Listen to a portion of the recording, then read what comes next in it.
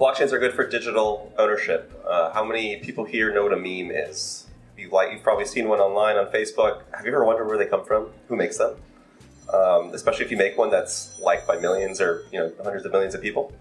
What if you could track who made that? And every time that thing got liked or shared or whatever it is, they got some share of that information or that money. That's the thing here, is tracking digital ownership. So that goes with gaming, which Marcus will talk about, music. If you've ever, if you've been to a Led Zeppelin concert in the 70s or 80s, and you've had one of these original shirts, right? I mean, I'm sure you could sell that on eBay for a lot of money. If you gave out like a digital token as an artist, that's kind of like a one-time token for this tour I went on, and that gives you some right to go to something in the future that I'm going to be doing down the road. That's a really interesting, unique way in potentially funding music and the arts, and this goes for digital art as well.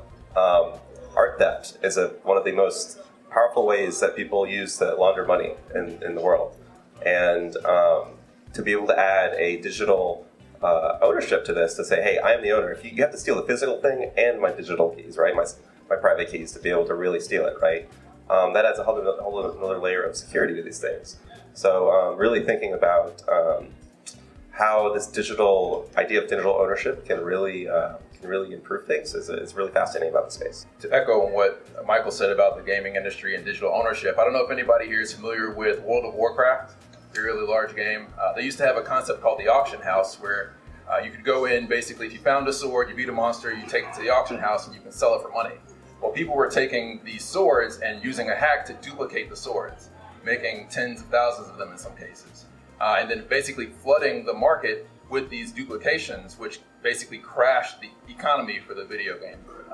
So with the concept of blockchain, you can create scarcity and that ownership and digital identity with what they call non-fungible tokens, so that you have a unique sword. You can't make copies of a sword. The sword that you have is the sword that was created for the game and not a duplicate. So that's one item, and I think, again, the gaming industry is how blockchain will go mainstream, because there's 2.5 billion gamers worldwide. The gaming industry is a $130 billion market. It's larger than the film and music industries combined. But gamers don't need to be taught how to use digital currency and digital tokens. Super Mario Brothers 3, they have coins there. My daughter, she'll be 2 next month. When she was 1, she bought digital currency inside of Fortnite. When I didn't even notice it till I got the bill from Sony, because it's just easy to do. They understand the concept of digital currency and digital items. So I think that is kind of the happy path, if you will, to kind of mainstream adoption. Yeah, to add what Marcus said, just another example of these video games. I referenced CryptoKitties earlier. You have this unique CryptoKitty, and because these are open source platforms, and they're a set of smart contracts in Ethereum, so anyone can look at them. Someone built a game called Hyper Dragons, and to get your Hyper Dragon powers, you have to feed it a CryptoKitty. So you're buying this thing that could potentially be worth hundreds or thousands of dollars. It's CryptoKitty, feeding it to your Hyper Dragon for some powers in another game completely. So you're starting to see this kind of building of different games and using different assets from different games in different really unique, creative ways.